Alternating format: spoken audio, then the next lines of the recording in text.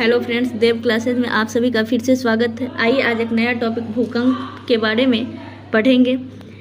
चलिए आगे पढ़ना स्टार्ट करते हैं, बिना देर के पढ़ते हैं। भूकंप पृथ्वी का झटके के साथ कंपन करना भूकंपीय तरंग कहलाता है। ये भी साफ हो गया।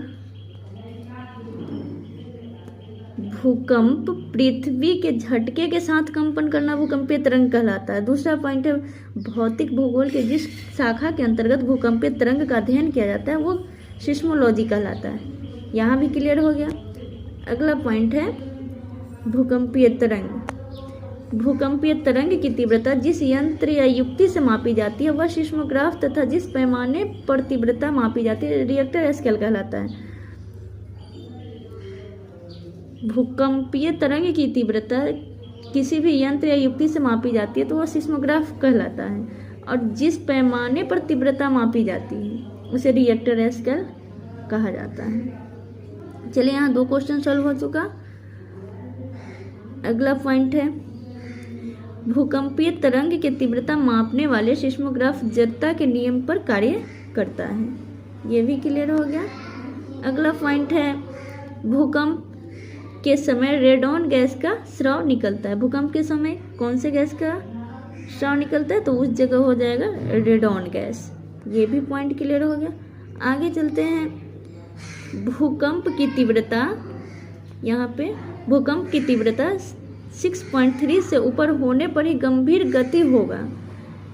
भूकंपीय तरंग को उसकी प्रवृत्ति के आधार पर प्रमुखतः 3 वर्गों में बांटा गया।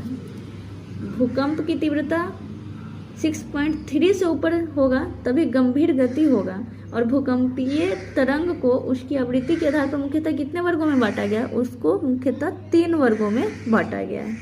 यहाँ भी डाउट क्लियर हो गया। अगला पॉइंट है, उसको समझते हैं। पहला तो है प्राथमिक तरंग, दूसरा द्वितीय तरंग और तीसरा है दीर्घ तरंग। तो पहले हम प्राथमिक तरंग को समझते हैं। तो प्राथमिक तरंग, इसकी तीव्रता सबसे अधिक होती है जो ठोस, तरल तथा गैस तीनों से होकर गुजरती है, अर्थात पृथ्वी के केंद्रीय भाग से होकर गुजरती है। ये भी क्लियर हो गया। प्राथमिक तरंग अगर आता है कि यहाँ प्राथमिक तरंग से क्या है, नहीं है, क्या गुजरता है, तो उसमें हम तीनों को ले लेंगे, ठोस, तरल तथा गैस। इसमें तीनों आता है। चलिए अगला पॉइंट है द्वितीय तरंग। तो द्वितीय तरंग में क्या है उसे भी देख लेते हैं। द्वितीय तरंग, इसकी तीव्रता तरंग की तुलना में कम होती है।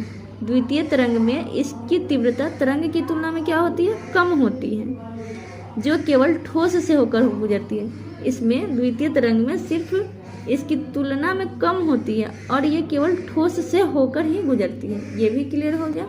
और दीर्घ तरंग में यहाँ पे इसकी तीव्रता सबसे कम होती है। दीर्घ तरंग में क्या होता है, इसकी तीव्रता सबसे कम होती है क्योंकि इसका तरंगदैर्घ्य का मान सबसे अधिक होता है, तीव्रता सबसे कम होती है, और तरंगदैर्घ्य का मान सबसे क्या होता है, अधिक होता है। तो यहाँ पे आप समझ सकते हैं कि अगर पूछता है कि तीव्रता, दीर्घ तरंग में तीव्रता क्या होती है तो कम होती है, और तरंगदैर्घ्य क्या होता है तो वहाँ अधिक होता है। तो इसे भी आप समझ लीजिए कि तीव्रता सबसे कम होती है और तरंगदैर्घ्य का मान सबसे अधिक होता है, जिस कारण इसे स्थलीय तरंग कहते हैं। और एक पॉइंट और है जिसको आइए समझते हैं कि सबसे अधिक भूकंप कहाँ आता है। तो सबसे अधिक भूकंप जापान भूकंप का देश है। सबसे अधिक भूकंप प्रशांत महासागर देश में आता है।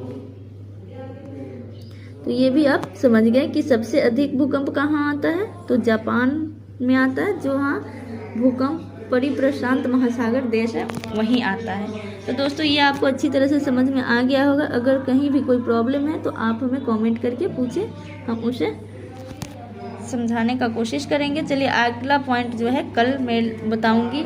आज इतना, इसको आप अच्छी तरह से तैयार कर लें, क्योंकि कोई प्रॉब्लम हो तो आप एग्ज़ाम में इसे पढ़े होंगे तो आपको कोई प्रॉब्लम का सामना नहीं करना पड़ेगा। इसलिए आप इसे अच्छी तरह से तैयार कर लें। तब तक के लिए इतना ही। Thank you.